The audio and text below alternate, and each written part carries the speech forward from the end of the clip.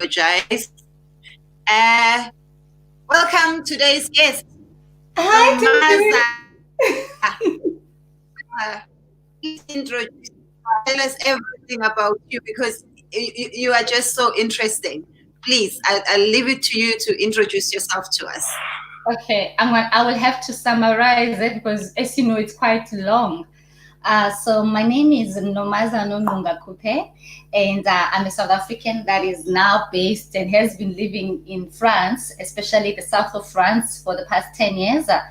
I am the founder of Undiscovered Canvas, which is a company that promotes visual artists, African visual artists, but at the same time also I promote young and emerging creatives like designers. So I've got a broad spectrum, but my main passion is the African creatives. Hi, Thenjiwe, are you there? Are you gonna leave me on your show all by myself?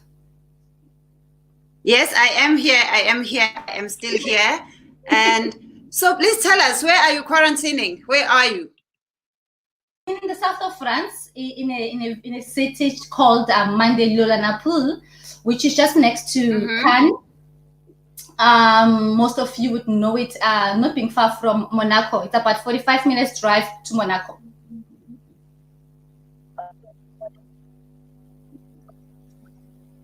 Oh, nice. And how long have you guys been quarantined? Now, this is the How long have you been on lockdown? Are you even on lockdown? We are still on lockdown. We are only coming out on the 11th of May. We went on lockdown before South Africa was on lockdown. Oh my. At least you know when you are coming out. We're coming out the 11th of May. At least you know when you are coming out. South Africans, we don't even know. It keeps being different levels. And something very that concerns me what happened to, because they've started 11.4, so people can go out and do more things than on stage 5. And because the rule is you can, and now people are standing outside exchanging masks with strangers so that one can go in, shop, come back, and it just that's very dangerous. It's so crazy. It looks like people do not. Yeah, it's so dangerous. I don't know if stage 4 is a good thing or a bad thing for us. Even with us, yeah, but we just praying for the people. Even with us, there will be stages. But the idea is that when you start with a stage, everybody should be well equipped to go out and be protected. So they will start with, even when we open up on the 11th of May, they will start off with schools, but certain schools, certain types of jobs to kickstart the economy, but not everyone will go out at once in full force, because otherwise we will then again contaminate each other, and then we're back at square one, where the curve is quite high and the health system is overwhelmed, which is what we're trying to avoid. But I'm worried about schools, because I mean, children are going to come back home and say, Mama, me and Lerato, we swapped our masks. I'm worried about schools.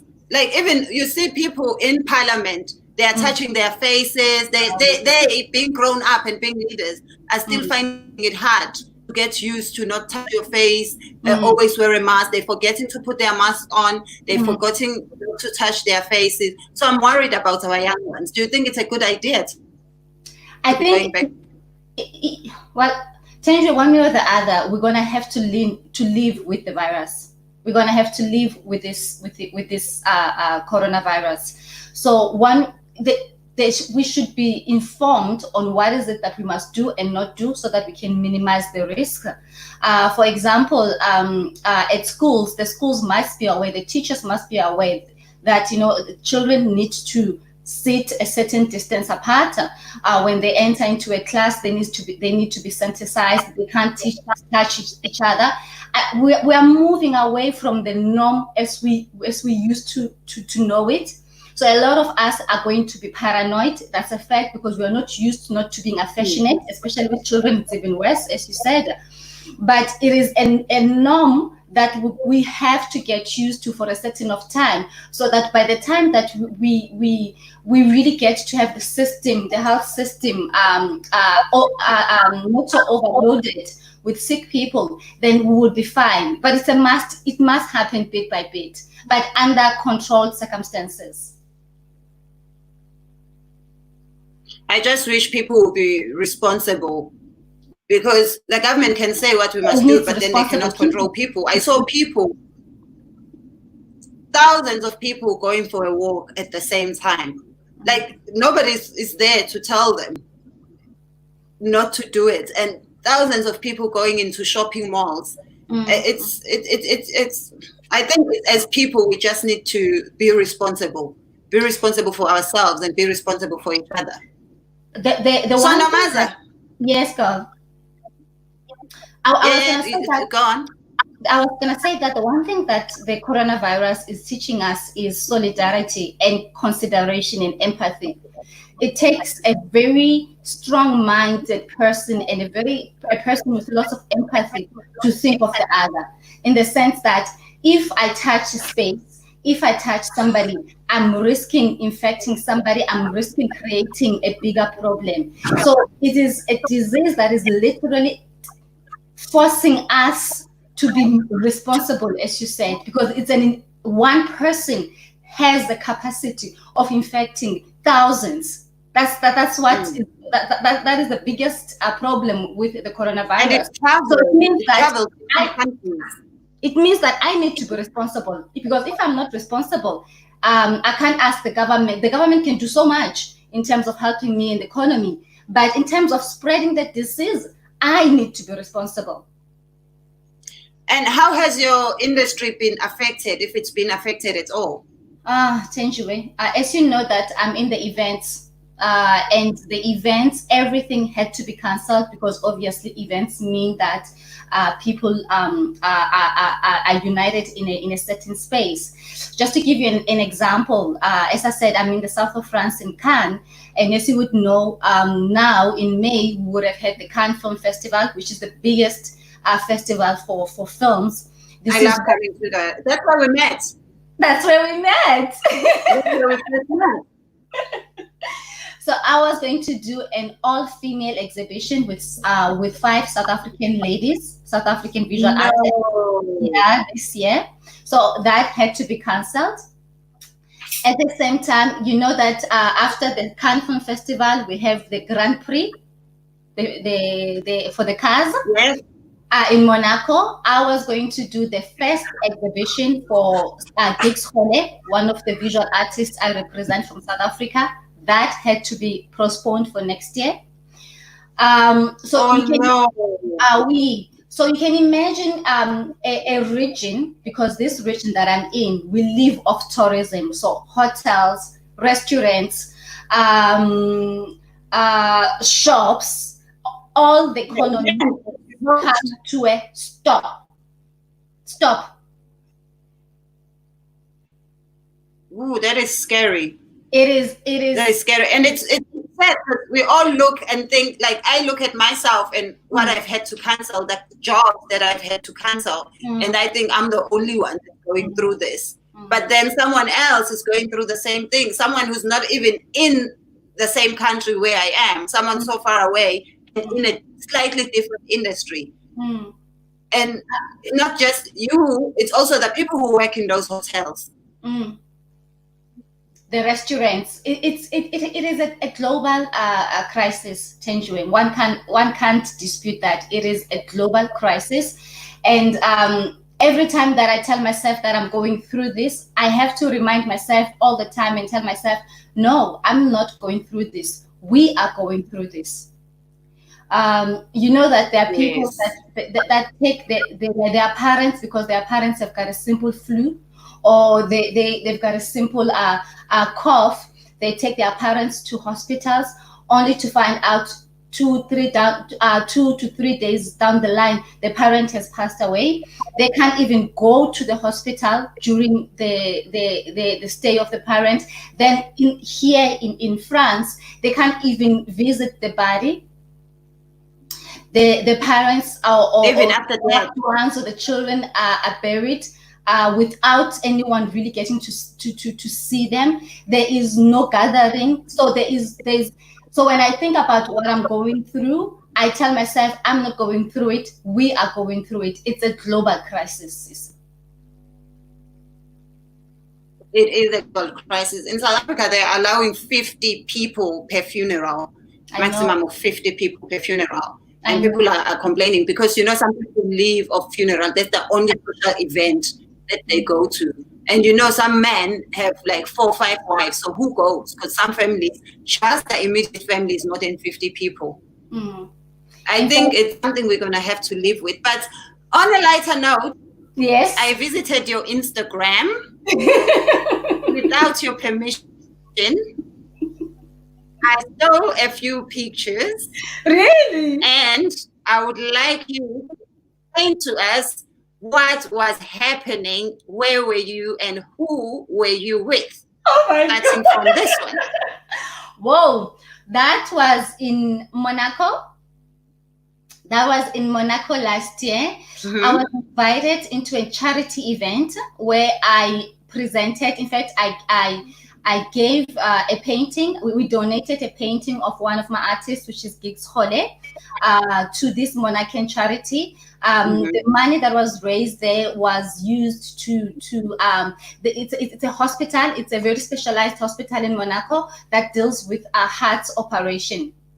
So children in North and West of Africa who have complications, serious complications with heart problems, are then taken to this hospital in Monaco to be operated. And it's been functioning now for the past 20 years.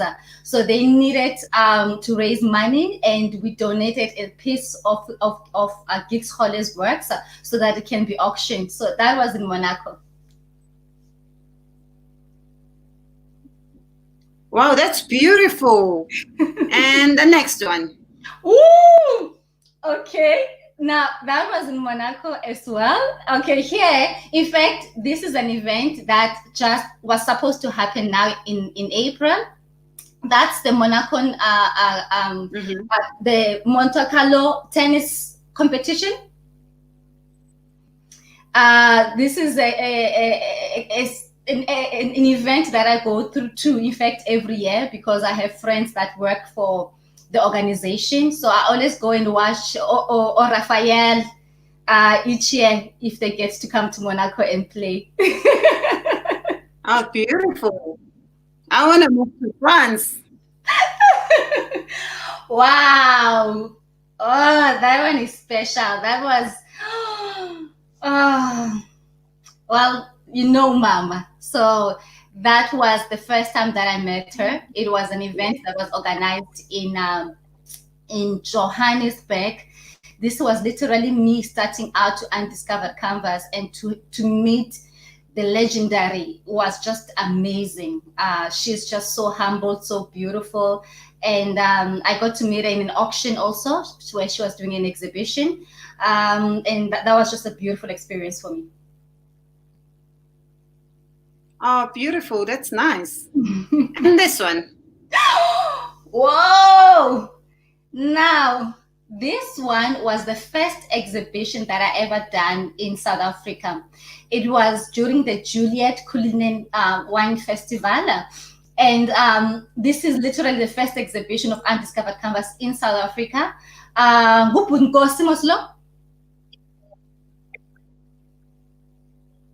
Yes.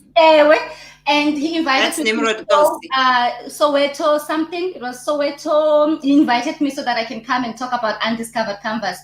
Thenjiwe, you cannot imagine how excited I was, because that literally was the first time that I was getting a publicity for the work that I was doing in promoting South African visual artists in the world. So that was beautiful. That was a very, very special moment. Very special. And you are doing a lot for African artists, not just South African, yes, but African artists at large. That is in New York with Mr. Nduka. Mr. Nduka is like the biggest, he owns the biggest media house in Nigeria. So that was a congress in New York that I went to. I think it was last year. Here I was working for the Institut Français with the French president, Mr. Macron. So I was sent to New York to have meetings with some prominent business men and women from Africa. Nice. And the last one. Whoa. Private jetting. I want you like when I was not expecting this. There I'm in the private, well, I'm talking now, and you won't see who I'm talking to, but I'm talking to the French president, Mr. Macron. There I'm literally, I'm in his plane. We are back. That must have been at 2 o'clock in the morning. We were back from Lagos. You remember his first trip in Lagos where he went to the shrine? You remember? He went to the shrine and he was dancing at the shrine in Lagos. So I basically had been one of the people that organized the whole shrine event. Yes. And here I'm in the plane. We were flying back from Lagos back to Paris. And he was so excited because the trip had gone so well. So we were in the plane now. Those are my other members, my ex-members of the African, the Conseil Présidentiel d'Afrique. That's in French. It is a council to advise the I'm impressed by how good your French is. Yeah? I'm just impressed by your French. Like, what did it take for you to learn the language? It took me a long time. We'll get to that. Finish with the photo. We'll get to that. Okay. So here, he was so excited. So here we were basically debriefing him on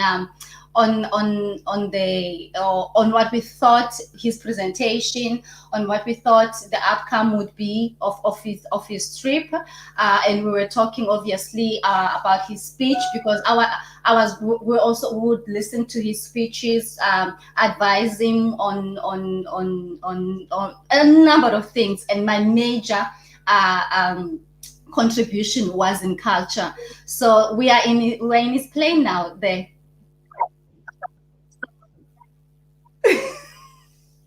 Wow, beautiful. I want to be in a president's plane. I want to be in a president's plane. What do I do? What can I do? What job do I need to do? You know, a lot of people don't. What job? Speaking of president. Pardon? You're saying? I'm listening. You were saying? No, I'm listening. I'm saying you wouldn't understand. What job do I need to do to be travel with presidents in their private jets? Like what you're already doing. I was recruited literally because I am a hustler. I'm a businesswoman. It's the same thing as you. You remember how we met? Should I share how we met? Let's not even get into, but it was, yes. So you can share. You can share. I was literally sitting in my, when we met, I had not done any of the above. I was working as a receptionist in a hotel. I saw a picture because I'd been following your sketches, and they gave me so much joy, you know, being in France. And, you know, I remember those sketches about the nanny. They were my favorite. So when I would miss home, I would play them, and they give me so much joy. So I was following a lot of your sketches. And I see you standing on the stairs. You took a picture on the stairs of the Cannes Film Festival. And I remember going into a page and I sent a message saying, my name is Nomaza, you don't know me, but I live here. If you want me to take you around, please let me know. And you responded. And that obviously led to other things being opening up for me.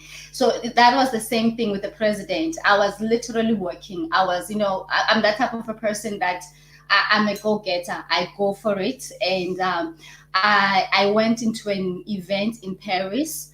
And in that event, it was really extremely important people, and I needed to talk to them and tell them about my business in France. It was mainly ambassadors, African ambassadors in Paris for different countries of Africa. And I remember going from one table into another table, introducing myself and doing like a 5-minute pitch. I always have like a 5-minute pitch in my head to talk about my business. And I was doing a 5-minute pitch from one table to the other. And I didn't know at that stage that as I was doing this pitch, there was a gentleman that was assigned by the president to look for young talent in the diaspora here in France to be able to join the presidential council. So I was not even outsourced or anything like that. This gentleman saw me, he saw the passion, and afterwards he asked for my CV. My CV was sent to the president. The president liked it, and I was chosen to be one of his counsels through that. So, from that thing of always, not thinking that it's too big or it's not possible. We all deserve beautiful surprises. Who am I? Like, you also matter. Oh, the worst thing that can happen is they'll say no or they'll never reply. Exactly. But you have done your part by asking. Exactly, sis. So I'm a big believer of that. Wow. Yeah. A lot of people can learn from that. You deserve it too. Go for it. Go and ask. You just never know what might happen. You never know what might happen. In Zulu, we say, exactly. So, exactly. So, the next segment, I need you to be very honest, very, very honest, is would you rather? So it's quarantine. And you don't know how long it's going to last. Okay. But would you rather be quarantined with Jacob Zuma, Cyril Ramaphosa, or Julius Malema? Wow! Oh, that's horrible. Whoa, do I have to choose? Yep.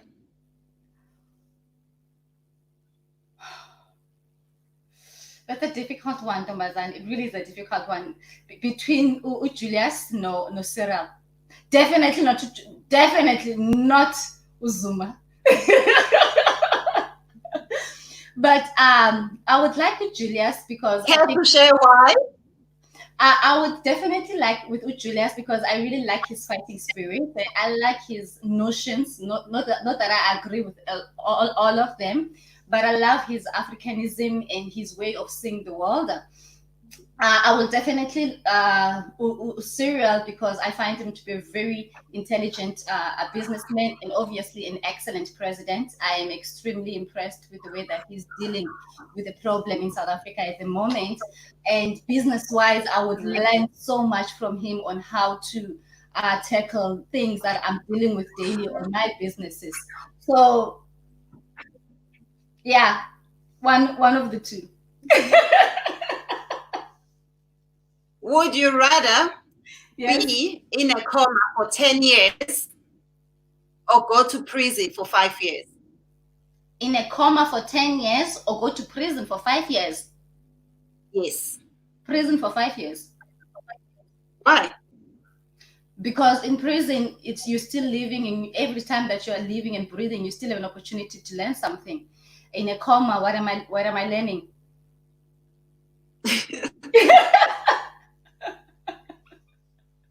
Would you rather win 100,000 rand, or let's just say euros, 100,000 euros, or let your ex-boyfriend win 1 million? And would I rather win 100,000 euros or let what? An ex-boyfriend win 1 million euros. Well, he's an ex. He's not going to give it to me. How do you know? Can I get that? I definitely know. I would want to have the 100 million ex. The ex can do what he wants to do. Why would I want my ex to be having money when I don't have money? I'm on Thenjiwe. What would you do? It's not about me. It's about you. You answer. I'm asking the question. Thenjiwe. Would you give up wearing your jewelry for the rest of your life or give up wearing high heels? High heels. Why? Because the jewelry is part of my my personality. I'm expressing my personality through my jewelry. Where else flat or high heel shoes would not make that much of a difference. And I'm a quite tall girl, so I don't need to give myself more length. And definitely my jewelry. Would you give up wearing a bra for the rest of your life or makeup? I already don't wear a bra, so I was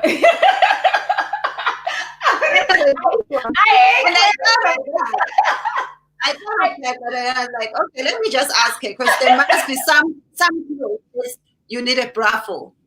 Well, there are moments where I feel, in fact, I don't wear a bra because I want to wear a bra. I wear a bra because then I feel embarrassed that people are going to look at me as if like, why am I not wearing a bra? You know, so it's the, I'm feeling sorry for the others because they would look at your teeth as if like, what? But for me, if I had a choice, Thenjiwe, I would not wear a bra at any given time. So the question was bra or makeup? Yeah. I would really love not to be able not to wear a bra. I would really. It would go well with me. It does go well with me. And you are lucky because yours are like muffins. No, they're not. Some people's it's like a used tea bag. So some people really need to wear a bra. So you are lucky. Would you rather be very smart but very broke, or very rich but very stupid? No, the first one, because a person that is smart can get to riches with time, but then a person that is rich can lose everything because they make the stupid choices. So for me, intellectuality goes beyond material things. So definitely smart with no money. The possibilities are endless. And if lockdown was going to go on for the next 10 years and you had a choice to choose which country you want to be in, which country would you choose? Oh, that's a hard one, Thenjiwe.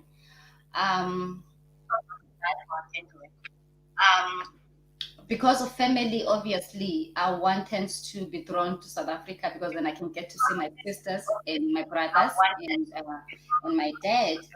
But in terms of quality of life, I won't lie that I'm way better off here.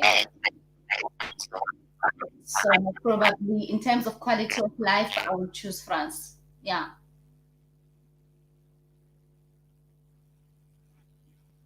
And you'd never go to South Africa ever again? They will have to come. France has stolen something else from us. Our baby Nomaza has been stolen. You just said 10 years. You didn't say forever, did you?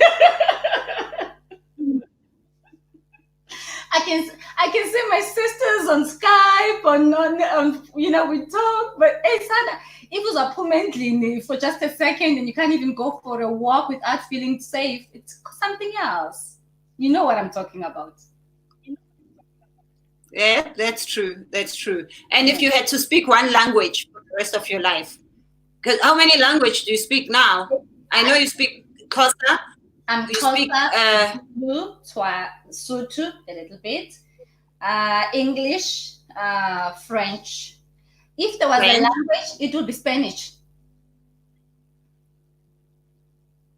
You don't even live in Spain. Why Spanish? Because Spanish is the language that is spoken the most in the world. Oh, is it? I didn't even know that. Yeah. So if there was one language, I would choose that one. Gives me a better chance. And who would you speak it with? Who would you speak it with? Or would you force your husband to do? Like I said, it's French and English.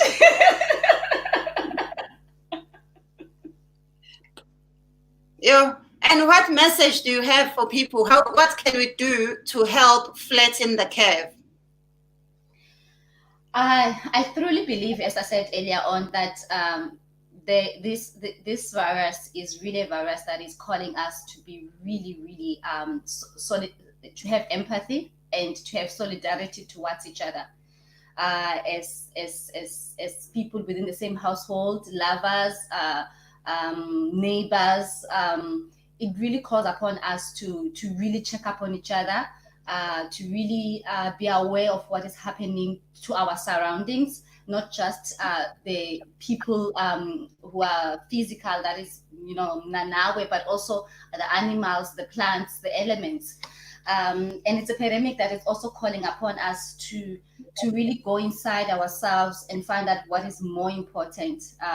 This is the first time in 60 years that we've been confined in a space whereby we have to deal with ourselves.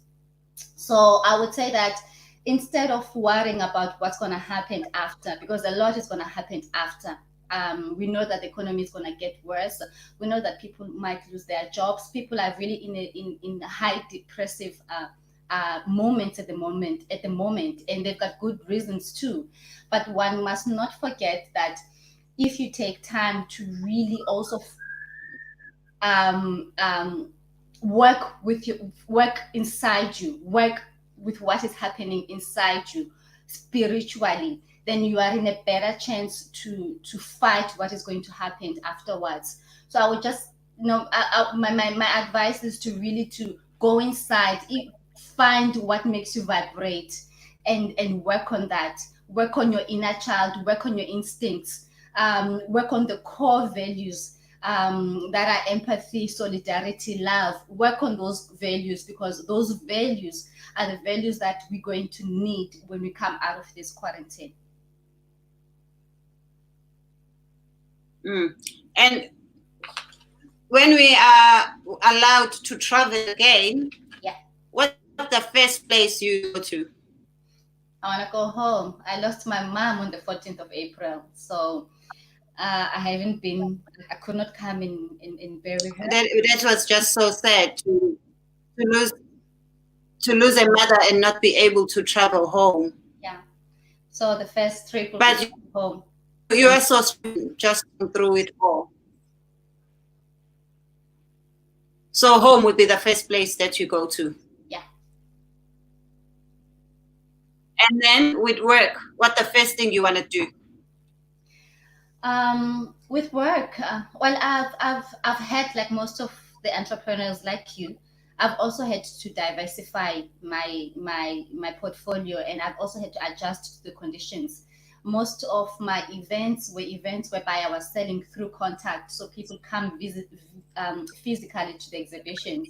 Now I've had to innovate other ways whereby I can still sell the paintings and the ceramics through the internet, through emails.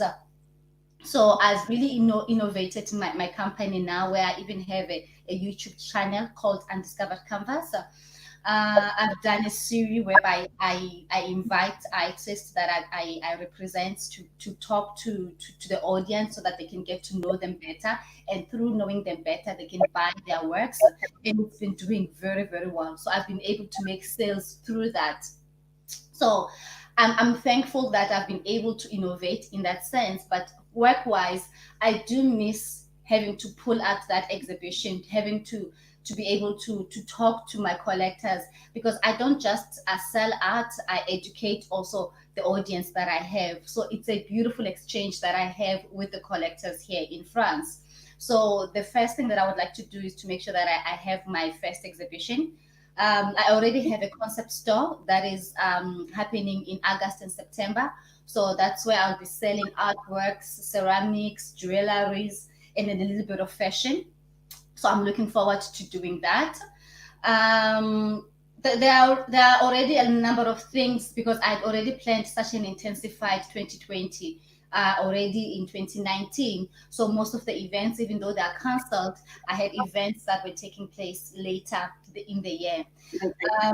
So the major thing now, which is the biggest question, is the art residency that I run. Normally would have started in June, where I would have had a South African visual artist coming to the south of France to live and work and produce and also produce with other French artists. So at this stage, it's my biggest regret, in the sense that due to the lockdown and the restrictions in flying, I don't think that I'll be able to bring an artist to France. So I think the first thing that I'll have to do is to see if I can do it for later on this year, or it will just have to be postponed for next year. Yeah. Yeah. Yeah. I mean, the Met Gala had to be cancelled. Yeah, everything. Everything. Just think of the people that were invited for the first time, and then it gets killed. Will they still be relevant next year? Will they still be invited next year? Well, when this thing happened, I was on tour, and I was looking at 2020 and thinking my life is about to change. I know. For the better, but I'm still positive. I know things are still gonna happen, and we'll get there. I read one of the most important quotes that I could see. It was coming from Jack Ma, Alibaba, and he was saying that for entrepreneurs, for business owners, the only thing that we need to concentrate for 2020 is staying alive. If we are alive after 2020, it literally means that we've made profit. And this is a global mindset. It's just for us to stay alive. You know, that is the biggest. That is so true. Yeah. I was saying the same thing to my fellow creatives and comedians, and saying, let us not put pressure, because for like the past 2 weeks, I was just not in the mood. I was putting a few memes here and there, but I was not in the mood to create. I was not in the mood to do videos. And I was telling them that we don't need to force ourselves. We don't need to feel like we have to do it. You must nourish your own health first. Look at how you are feeling. If you need to rest, rest. If you need to, if you have financial or whatever business you need to sort out, work on that. You do not need to force yourself to produce. Of course. Let's just rest, take care of ourselves. Because mentally, people are breaking down. Mentally, people are breaking down. People are looking like everything is fine on social media, but in reality, people are breaking down. Some people haven't paid rent for the past 2 months. It's just sad, especially in our industry, because life begins March. That's when we start going on tour. That's when we start making our money. And this thing started just before people were about to start making their money for the year. Exactly. And it is so unfortunate. I'm not going to say, we're both creatives, and Discovered Canvas is as much registered in South Africa as it is in France. So for me, the biggest shock is how the Departments of Arts and Culture is just not arising to the challenge when it comes to the creatives. I really think that they are not aware on how to handle this situation best, and they're not. And there's just corruption. There is corruption. A few people will get the money because they know so, but we can't even compare them to the rest of the world. Yeah, it's. And if we can get into like with food parcels, like simple food parcels, mini meal to give to the poor, like 10 fish, there's already corruption. Why? Why would a councillor who's working, who's being paid to look after the community, the one that's stealing food from the same community? It's just crazy. So we can't even expect anything. And I think the best thing for most people is just find something you can do online that can pay you. Yes, it's we say that, Thenjiwe, but I mean, like, I'm looking now at the situation whereby data is expensive. There are so many pressures. I mean, like, you hear people saying, well, it's that this period is a great opportunity to start a business, but how can you start a business when you are so stressed about losing your job or not being able to pay rent?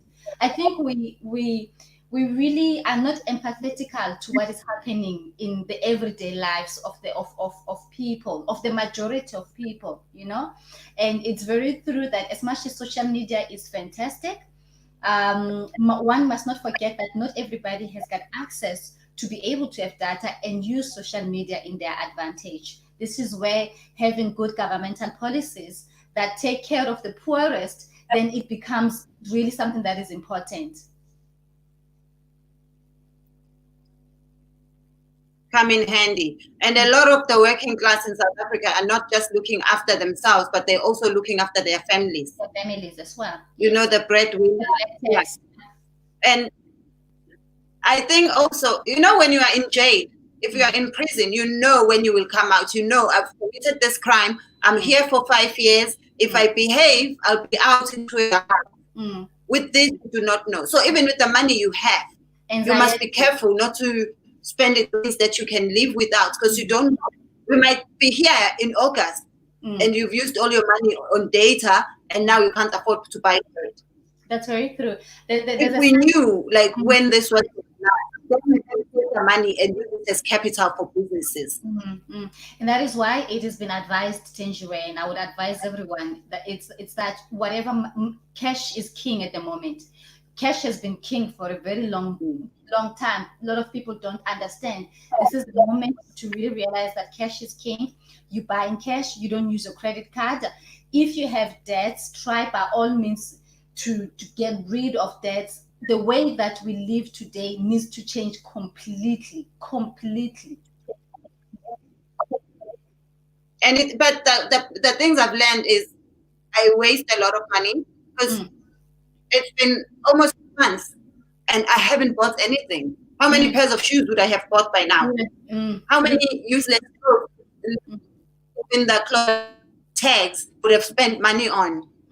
How many times would I have done my hair, my nails? So all those things that you're like, actually, I can live without this. No, I can live without this. My hair, I missed it. And now I'm learning. I'm lucky because I can braid my own hair. Oh, you love it's just buying. It's just buying the fiber, which is taking so long to be delivered. But at least I can get there. But also, you just realize now I'm having to learn things that I took for granted. Like I don't know how to put makeup on. I'm the worst. I've always had my glam team. They go on the job, and I always put makeup on when I'm working. So I always have the professionals doing it. And now I'm like, I should have learned. Yeah, I know. I should have learned when they were doing it, but I didn't pay attention. So just small things like that. When we go back, we're going to make sure that we are armed with as many skills as we can. As we can. It's all about self-sustenance. It really is about self-sustenance now. You know, it's a joke that I saw, but the girl was going and she was saying, you know what?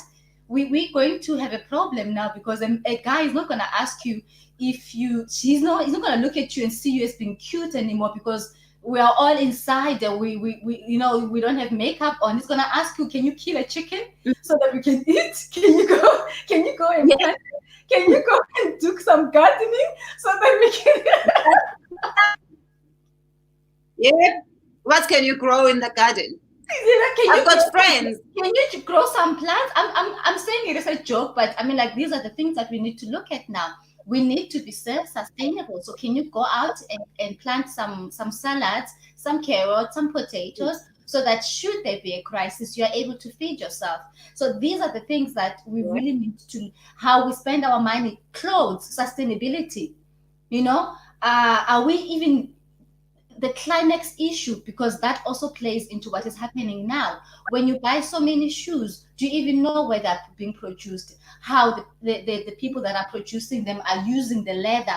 How if it's cotton, how much water it takes to produce that cotton, to produce that t-shirt that you have. So these are the things that we really need now to inform ourselves, because Mother Nature is telling us that, you know what, in fact, you guys are the virus. The way that you live is the virus. And that's why I need you now to be at home so that you can understand that, you know what, I need you to be better. She's like a mother now teaching us how to be better. Doing spring cleaning in her own house. She's doing spring cleaning. Mother cleaning. Nature is like, I need to do some spring cleaning. It's funny how many people are now going to respect and increase the salary to their maids. Because now that they are home and having to do everything, they're like, how does Auntie do this in one day? Exactly, sis. To come back home. Parents are just going crazy. Teachers are getting more respect than they were getting before this, because parents are now like, how does teacher cope with 40 children that are not her own? I cannot cope with 3 that are mine. That are mine. Nurses also, because we didn't take these people seriously. You know, we took it for granted. But delivery guys, without the FedEx guys, the delivery guys, whatever company they work for, even you can't even get your mask. Supermarket workers. We just look at them and we think of them as plastic. But now, where would we be without them? We need them. We need them. We need them. We need them. Yeah, you and I, we will never stop talking. We talk too much. We do. Where do people find you if they want to follow you on the socials? On socials, I'm quite active on Instagram. So my handle is undiscovered_canvas. Please follow me as many as you can. I have great content on that site that I create with the I've got the link in the description. Fantastic. And then I also started my channel on YouTube under Undiscovered Canvas, and there also I'll be sharing some really interesting interviews and travels that I'm doing and introducing African creatives to the bigger public. And as you said, I loved what you said when you say after this you would also become an African collector, because my biggest what I really want to do is to educate the young people that are coming and will be now the future millionaires, that they must understand the importance of our culture, because culture is not something that you just do as a pass by. Can you imagine if all of us now on lockdown were not able to be entertained by all these musicians, by the movies that we see, by the artists that we are seeing? Culture is really more than it's more. So it is an industry that has so much money, trillions of dollars. So I would like my main objective at Discovered Canvas is to educate the Black elites, the young Black elites, the value of culture, because the more we put money into our own systems of culture, the bigger it becomes as a contributor to the economy. So these are the discussions that I'm driving everyone around. And also I find it very important to know about art collection, because art is an investment. It's an investment. You find people living in a 4 million rand house with art from a supermarket, with art that they bought on the streets, and it has no value. Or with art that some, I won't say racist, but some have sold them like for a ridiculous amount, but it's art that is just worthless. It's what you call it, photocopied prints. Yes. Photoshopped, yeah. So I think it's very important. I'm learning. I'm getting to know a few African artists that I love, and I can't wait to start my own investment. Excellent. Thank you so much, Nomaza. Thank you so much. I appreciate you spending time with us. I wish. Thank you. All the best. I love you guys. Please follow Nomaza. Go to her YouTube channel. The link is down below. That is where you are going to find out about art and what she does. It's just so interesting. And I think as Africans, we need to invest in Africa. Of course. Otherwise, we're going to lose everything. We need to start. For me, personally, it's embarrassing when I see our leadership dressed in foreign designer clothes. I'm like, you should be leading by example. Yeah. This is a South African designer. I make it a point. I always tell people that the euros that I earn here, it's euros that I spend back home when I go back home and I visit designers in their studios and I buy things from them. money must circulate. Money, we must make our money circulate because we work so hard for it. Make it circulate in your communities. Here or in Dubai. Make it in your community. Make it circulate in your community. Support your community because that's the only way we can uplift it. We don't do that, then we will always be that continent, that country that is people are always going for NGOs to have this. We need charity for that. We need charity for that. We don't need charity. We just need money is already here. We consume. We are big consumers. We simply need to make that money circulate within our communities. And it's a mindset. It really is a mindset where you educate yourself that this money that I've worked hard for, I am going to support somebody in my community so that I can uplift. Exactly. Stop being that person on engqondo yokuba ndiyanceda ngizobana ndibanike imali ngizobana ndibanike imali. Afuneka unika abantu imali. Funeka abantu ubanike something to do so that they can get out of the system, you know, because at end of the day, then we don't uplift our communities. That is so true. That is so true. Thank you so much, my friend, and all the best. And, thank you. I love you. Everyone who was listening.